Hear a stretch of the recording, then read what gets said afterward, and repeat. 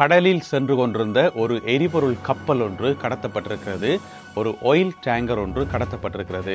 அந்த ஆயில் டேங்கரில் இலங்கையைச் சேர்ந்த ஒரு நபரும் இருந்திருக்கிறார் என்றது கூடுதல் தகவல். எனவே இது சம்பந்தமாக கிடைக்கப்பட்ட தகவல்களை விரிவாக விளக்கமாக இந்த காணொலியில் பார்க்க இருக்கின்றோம். அதே மாதிரி இலங்கையை உலுக்கி போட்ட இன்னும் ஒரு சம்பவம் தொடர்பாகவும் பார்க்க இருக்கின்றோம். உங்களுக்கு தெரியும், அந்த $10.5 மில்லியன் அமெரிக்க வெளிநாட்டில் இருந்து ஹேக்கர்ஸால் கைப்பற்றப்பட்டிருந்தது. அது சம்பந்தமாக கூடுதலான விவரங்கள் கிடைச்சிருக்குது. எனவே அவற்றினுடைய ஒரு தொகுப்பையும் இந்த காணொலியில் பார்க்கலாம். தமிழடியான் சொந்தங்கள் அனைவருக்கும் வணக்கம். வாருங்கள் காணொலிக்குள் போகலாம். கடலில் சென்று கொண்டிருந்த ஒரு எண்ணெய் கப்பல் ஒன்று கடத்தப்பட்டிருக்கிறது. யாரால் என்று பார்த்தீங்கன்னு சொன்னால் சோமாலிய கடல் கொள்ளையரால். உங்களுக்கு தெரியும், சோமாலியாவில் அடிக்கடி இந்த சம்பவங்கள் நடந்து கொண்டே இருக்கும். சோமாலிய கடல் கொள்ளையர்கள் என்று சொல்லி நீண்ட காலமாக கடத்தி கொண்டே இருக்கிறார்கள். அந்த அடிப்படையில் போன புதன்கிழமை இரவு ஒரு கப்பல் ஒன்றை, பெரிய பாரிய கப்பல் எல்லாம் இல்லை, ஓரளவான எண்ணெய் டேங்கர் ஒன்றை கடத்தி இருக்கின்றார்கள். அதில் 18,500 பேரல் எரிபொருள் இருந்ததாக சொல்லப்படுகிறது. அந்த அளவுள்ள ஒரு கப்பலை கடத்தி இருக்கின்றார்கள். அதில் 17 பணியாளர்கள், கப்பல் பணியாளர்கள் 17 பேர் இருந்திருக்கிறார்கள். அவர்களில் ஒருவர் இலங்கையர் என்று சொல்லப்படுகிறது. அதாவது மொத்தம் பாகிஸ்தானை சேர்ந்தவர்கள் 10 பேர், 10 பாகிஸ்தானியர்கள், 4 இந்தோனேசியா நாட்டை சேர்ந்தவர்கள், ஒரு இந்தியர், ஒரு இலங்கையர், மற்றது இன்னும் ஒருவர் மியான்மர் நாட்டை சேர்ந்தவர் என்று சொல்லப்படுகிறது. இந்த 17 பேரும் இப்பொழுது சோமாலிய கடல் கொள்ளையர்களால் பிடிக்கப்பட்டிருக்கிறார்கள். எனவே அவர்களை இனி விடுவிக்கின்ற நடவடிக்கையை இலங்கை அரசாங்கம் எடுக்கணும், எல்லா நாடுகளும் எடுக்கணும். இது சம்பந்தமாக இலங்கை அரசாங்கத்திடமிருந்து உத்தியோகபூர்வமான தகவல்கள் ஒன்றும் வெளிவரையில். இருந்தாலும் அந்த பிடிபட்ட இலங்கையர் யார் என்று தெரியல. அவர் தமிழ் மொழி பேசுகிறவரா, சிங்கள மொழி பேசுகிறவரா என்னென்று தெரியல. ஆனால் ஒரு இலங்கையர் பிடிபட்டிருக்கிறார் என்று சொல்லி சர்வதேச ஊடகங்களையும் இந்த செய்தி போடப்பட்டிருக்கிறது. எனவே இப்படியான சம்பவம் ஒன்று கடந்த புதன்கிழமை இரவு சோமாலியாவில் இடம்பெற்றிருக்கிறது. என்ன பிரச்சனைன்னு சொன்னால், இப்போ கப்பல் பிடிக்கிற சீசன் தானே. உலகத்தில் பல இடங்களில் பார்த்தீங்கன்னு சொன்னால் பல பெரிய பெரிய கப்பல்கள் எல்லாம் பிடிக்கப்படுது. அதனால் தாங்களும் பிடிப்போம்னு சொல்லி பிடிச்சி நம்ம இன்னும் தெரியாது. இந்த சிறிய கப்பல் ஓனர் 25 இப்பொழுது சோமாலிய கடல் கொள்ளையர்களால் கைப்பற்றப்பட்டுள்ளது. இலங்கையில் அடுத்த பெரிய அதிர்ச்சியை ஏற்படுத்திய சம்பவம் இந்த $10.5 மில்லியன் அமெரிக்க அதை ஹேக்கர்ஸ் கைப்பற்றினது. எனவே இது சம்பந்தமாக கிடைக்கப்பட்டிருக்கிற தகவல்களை கொஞ்சம் ஆரம்பத்திலேருந்து விரிவாக பார்ப்போம். என்ன நடந்திருக்குன்னு சொன்னால், இலங்கை அரசாங்கம் இப்போ வெளிநாடுகளுக்கு கடன் கொடுக்கத்தானே வேணும், சில நாடுகளுக்கும் கொடுக்கணும். அதே மாதிரி சில நிறுவனங்கள், IMF ஆக இருக்கலாம், ஆசியா அபிவிருத்தி வங்கியாக இருக்கலாம், இந்த மாதிரி காசு கொடுக்கத்தானே வேணும். அந்த அடிப்படையில் ஆஸ்திரேலியாட்ட இருந்து வாங்கின காசை இலங்கை அரசாங்கம் திருப்பி கொடுத்து கொண்டிருந்தது. குறிப்பிட்ட ஒரு தவணையில் கொஞ்சம் கொஞ்சமாக கொடுத்து கொண்டிருந்தது. அந்த அடிப்படையில் இந்த வருஷம் ஜனவரி மாதத்தில் ஒரு $10.5 மில்லியன் அமெரிக்க, அது பெரிய அமௌண்ட் தான், சாதாரண அமௌண்ட் இல்லை. அதாவது 25 லட்சம் அமெரிக்க. அதை இலங்கை காசில் பிரிக்கினா பெரிய ஒரு தொகையோடு வரும்னு நினைக்கிறேன். எனவே அவ்வளவு பெருந்தொகை பணம் ஆஸ்திரேலிய அரசாங்கத்துக்கு கொடுக்க வேண்டி இருந்தது. அப்போ அதை யார் கொடுக்கறது? இலங்கையில் நிதி அமைச்சருக்கு தானே. அப்போ நிதி அமைச்சர்களில் பல பிரிவுகள் இருக்கும். அதில் ஒரு பிரிவு தான் ERD என்று சொல்லப்படுற பிரிவு. அதனுடைய தமிழ் விளக்கம் என்னென்னு சொன்னால், வெளிநாட்டு வளங்கள் திணைக்களம். வெளிநாட்டு வளங்கள் திணைக்களம் அவையெல்லாம் அதுக்கு பொறுப்பு. இந்த வெளிநாட்டு கடன்களை கொடுக்கறது வாங்குறது அதுக்கு பொறுப்பான ஒரு திணைக்களம். அப்போ அவை என்ன செய்யணும்னு சொன்னால், ஆஸ்திரேலிய அரசாங்கத்தினுடைய அந்த அக்கௌண்ட்டுக்கு காசை கொடுக்கணும். அந்த $10.5 மில்லியன் அமெரிக்க கொடுக்கணும். சரி என்று அதுக்கான வேலைகள் எல்லாம் செய்து, ப்ரிப்பரேஷன் எல்லாம் செய்து ரெடியாக இருக்கும்போது அதை ஒரு கட்டத்தில் ட்ரான்ஸ்ஃபர் பண்ணினோம். ஜனவரி மாதத்தில் ட்ரான்ஸ்ஃபர் பண்ணியாச்சு. இந்த ERDயிலிருந்து அனுப்பினோன்னு இதில் இருந்து இப்போ காசை அனுப்பணும். அனுப்பியாச்சு, காசு இலங்கையிலேருந்து அனுப்பியாச்சு. ஆனால் அந்த காசு ஆஸ்திரேலியாவுக்கு போகவில்லை, ஆஸ்திரேலிய அரசாங்கத்துக்கு போகலை. நடுவில் குறுக்கால புகுந்து இந்த ஹேக்கர்ஸ் ஏதோ ஒரு முறையை பயன்படுத்தி, PEC என்று சொல்லப்படுற ஒரு முறை, அதாவது மின்னஞ்சலை ஹேக் பண்ணி அதுக்குள்ள ஊடுருவுற முறையாம். அதன் மூலம் ஏதோ ஊடுருவி இந்த காசை தங்களுடைய அக்கௌண்ட்டுக்கு மாற்றிட்டார்கள். வேறு அக்கௌண்ட்டுக்கு மாற்றியாச்சு. என்ன பிரச்சனைன்னு சொன்னால், இதை இலங்கை அரசாங்கமும் கவனிக்கலை, ஆஸ்திரேலிய அரசாங்கமும் கவனிக்கலை. காசு அனுப்பிட்டு இருந்தானே போட்டு இலங்கை அரசாங்கம் பேசாமல் இருந்தது. அங்கே ஆஸ்திரேலியாவும் அது வரும்போது வெறுமாக்குமடி போட்டு பேசாமல் இருந்துச்சு. நம்ம இன்னும் தெரியலை. 2 தரப்புமே கவனிக்கலை. பிறகு 4 மாதம் கழித்து இப்போ தான் அது அம்பலப்படுத்தப்பட்டிருக்கிறது.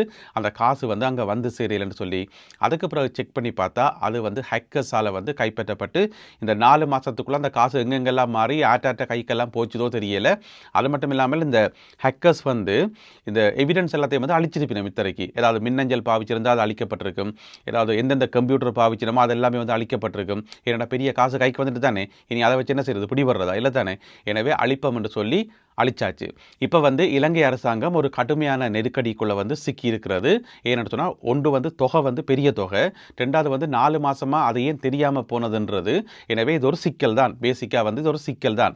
ஆனா, இத வந்து இலங்கையில இருக்கக்கூடிய எங்கட எதிர்க்கட்சிகள் இருக்கிறது தானே, அவைகள் வந்து ப்ரொஜெக்ட் பண்ற மாரி, அவைகள் சொல்ற மாரி இது ஏதோ பெரிய பாரதூரமான ஊழல், மோசடி அப்படி இப்படின்னுலாம் சொல்லி, எப்படா ஏதாவது ஒன்று கிடைக்கும்னு சொல்லி பார்த்து கொண்டிருக்கிற எதிர்க்கட்சிக்காரர்.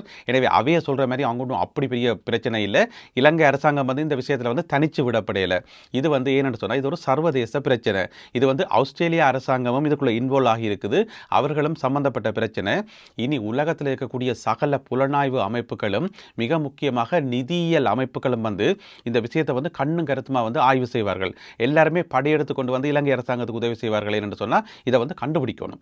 இந்த மெதட் என்னன்றதை கண்டுபிடிக்கணும். யார் செய்தன்னு கண்டுபிடிக்கணும். அப்படி கண்டுபிடிக்காட்டி இது ஏனைய நாடுகளுக்கு தான் ஆபத்து. இலங்கையை மட்டும் அஃபெக்ட் பண்ணுவாங்க இல்லையா? இதே மெதட்டை பயன்படுத்தி இதே டீம் வந்து வேற வேற நாடுகளையும் வந்து கை வைக்கும் என. அப்போ எப்போ எந்த நாட்டுக்கு என்ன ஆபத்து வரும் என்று தெரியாது. அதனால வந்து நிறைய நாடுகள் வந்து இப்போ இன்வால்வ் ஆகியிருப்பதாக சொல்லப்படுகிறது. மிக முக்கியமாக ஆஸ்திரேலியா வந்து களத்தில் இறங்கி இருக்கிறது. ஏன்னு சொன்னால் இதில் ஆஸ்திரேலியா தான் சம்பந்தப்படுது. எனவே ஆஸ்திரேலிய அதிகாரிகளுடைய துணையுடன் அதே மாதிரி ஐஎம்எஃப் வந்து இந்த விஷயங்களை வந்து கூர்ந்து கவனித்து கொண்டு வருவதாக சொல்லப்படுகிறது. ஏன்னு சொன்னால் ஐஎம்எஃப் வந்து இலங்கைக்கு காசு கொடுத்துருக்குது, கொடுக்கல் வாங்கல் இருக்குது. ஐஎம்எஃப் வந்து இலங்கைக்கு மட்டும் இல்லாமல் உலகத்தில் எத்தனையோ நாடுகளுக்கு காசு கொடுத்துருக்குது. எனவே எல்லா இடம் வந்து இது ஒரு சர்வதேச குற்றம். இதில் வந்து இலங்கை வந்து ஒரு எப்படி சொல்றது பலிக்கடா ஆகியிருக்குன்னு சொல்லலாம்.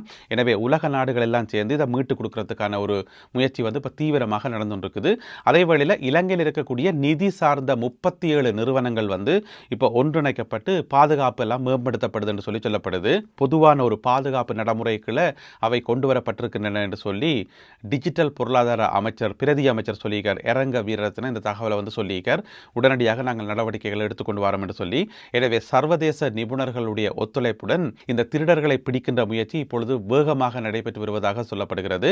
எனவே அவர்கள் மிக விரைவில் அகப்படுவார்கள் என்று சொல்லி இது சம்பந்தமாக ஆஸ்திரேலியா இலங்கைக்கு எந்த ஒரு நிபந்தனையும் விதிக்கவோ அல்லது எந்த விதமான ஒரு பிரச்சனையோ இல்லை என்று சொல்லப்படுகிறது. என்று சொன்னால் இது 2 தரப்புக்கும் கைமீறி நடந்த ஒரு சம்பவம். எனவே இந்த பிரச்சனை வந்து சுமூகமாக கையாளப்படுவதாக அரசாங்க தரப்பிலிருந்து அறிவிக்கப்படுது. சரி, இதே மாதிரியான சம்பவம் தனியாக இலங்கையில் மட்டும்தான் நடந்திருக்கா, இலங்கை அரசாங்கம் மட்டும்தான் இதில் பாதிக்கப்படுதான்னு சொல்லி ஏனென்றால் எதிர்க்கட்சியாக்கள் சொல்லினா இந்த அரசாங்கத்துக்கு வந்து அனுபவம் இல்லை, இது வந்து எல்போட் அரசாங்கம், அரசாங்கத்துக்கு அனுபவம் இல்லாத காரணத்தால் இது வந்து பறை கொடுத்தன்னு சொல்லி அப்படி நாங்கள் சொல்ல முடியாது. இது நிறைய நாடுகளில் நடந்திருக்குது. 2016ஆம் ஆண்டில் பார்த்தீங்கன்னு சொன்னால் பங்களாதேஷுக்குள்ள புகுந்து பங்களாதேஷனுடைய மத்திய வங்கிக்குள்ள புகுந்து 81 மில்லியன் அமெரிக்க டாலர்ஸை வந்து இந்த மாதிரி திருடி தங்களோட அக்கௌண்ட்டுக்கு மாற்றினது ஒரு கும்பல் உண்டு. அதாவது வந்து 950 மில்லியன் டாலர்ஸை தான் டார்கெட் பண்ணது.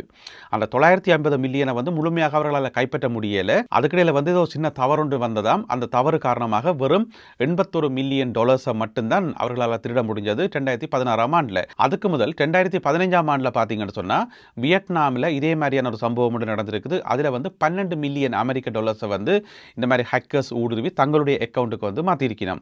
பிறகு 2021ஆம் ஆண்டுக்கும் 2022ஆம் ஆண்டுக்கும் இடைப்பட்ட காலப்பகுதியில் பார்த்தீங்கன்னு சொன்னால் ஆஸ்திரேலியாவிலேயே இந்த சம்பவம் நடந்திருக்காம். அங்கே இருக்கக்கூடிய சில முக்கியமான நிறுவனங்கள் பெரிய பட்டியலெல்லாம் இருக்குது. அங்கே இருக்கக்கூடிய முக்கியமான நிதி நிறுவனங்களில் வந்து இந்த மாதிரி ஊடுருவல் இடம்பெற்று ஆஸ்திரேலியா அரசாங்கமே காசை இழந்திருக்கிறது என்று சொல்லப்படுகிறது. எனவே எல்லாத்தையும் கூட்டி வச்சு இது என்ன நடந்தது, என்ன மெதட் இதில் பாவிக்கப்பட்டிருக்குது, யார் இந்த குரூப், இதுக்கு பின்னால் இருக்கிறார்கள் யார் என்று சொல்லி கடும் விசாரணைகள் இடம்பெற்று வருவதாக சொல்லப்படுகிறது. 20 கோடி ரூபாய் பெறுமதியான போதை மாத்திரைகளுடன் 4 நபர்களை கைது செய்திருக்கிறது கொழும்பு மத்திய புலனாய்வு பிரிவு. கொழும்பு மத்திய புலனாய்வு பிரிவுக்கு ஒரு தகவல் கிடைச்சிருக்குது. இந்த மாதிரி மட்டக்குழியை வச்ச இந்த நபர் ஒரு ஆள் இன்ன இடத்துல வந்து ஒரு ஃபார்மசிக்கு பக்கத்தில் பதுங்கி கொண்டிருக்கிறார், போய் பாருங்கன்னு சொல்லி சரியென்று அங்கே போய் பார்த்தா ஒருத்தர் நிற்கிறாராம். அந்த சொன்ன அடையாளத்தோட ஒருத்தர் நிற்கிறாராம். கையில் வந்து ஒரு ரொக்கப்பணம் காசையும் வச்சுக்கொண்டு போதை மாத்திரைகளையும் வச்சுக்கொண்டு நிற்கிறாராம். சரியென்று ஆளை பிடிச்சி 2 தட்டி விசாரிச்சோடனே அவர் சொல்லிட்டார், நான் மட்டும் இல்லை, எனக்கு பின்னால் இன்னும் கொஞ்சம் பேர் இருக்கணும், அவையிலையும் பிடிங்கன்னு சொன்னோன்னே சரி என்று ஒவ்வொரு தடவை பிடிச்சி 4 பேரையும் பிடிச்சாச்சு. ஒவ்வொரு தடவையும் பார்த்தீங்கன்னு சொன்னால் காசும் போதை மாத்திரைகளும், காசும் போதை மாத்திரைகளும்.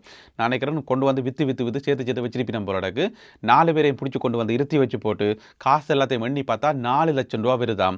அதோட அவர்களிடம் இருந்த போதை மாத்திரைகளினுடைய எண்ணிக்கை 2,04,000 டேப்லெட்ஸ், 2,04,000 மாத்திரைகள். அவ்வளவு மாத்திரைகள் வந்து மீட்கப்பட்டிருக்கிறது. அவற்றினுடைய பெறுமதி வந்து 20 கோடி ரூபாய் என்று சொல்லப்படுகிறது. இப்ப அந்த 4 பேருக்கு வந்து நல்ல வடிவா முறையா பூசி எல்லாம் போட்டு விசாரணைகள் நடந்து கொண்டிருக்காம். இனி இந்த 4 பேருக்கு பின்னால் இன்னும் கன பேர் இருப்பினும் தானே, அவர்களும் வந்து மிக விரைவில் கைது செய்யப்படுவார்கள் என்று சொல்லப்படுகிறது. எனவே 2,04,000 டேப்லெட்ஸ் என்று சொன்னா யோசிச்சு பாருங்க, எவ்வளவு பேட்ட வாழ்க்கையை வந்து அது நாசமாக்கும் என்று சொல்லி. என்னடா இந்த மாதிரியான ஆக்களை பிடிச்சு அவைக்கு கட்டும் தண்டனை கொடுக்கணும். இலங்கையில் அப்படியான தண்டனையும் இல்லை, கொண்டே ஜெயிலுக்குள்ள தான் போடுறது. அதனால அவைக்கு அந்த பயம் இல்லை. இவைக்கு வந்து அதையும் தாண்டி கொஞ்சம் கடுமையான தண்டனைகள் கொடுக்கணும். ஆனால் இலங்கையில் அப்படியான நடைமுறைகள் எதுவுமே இல்லை.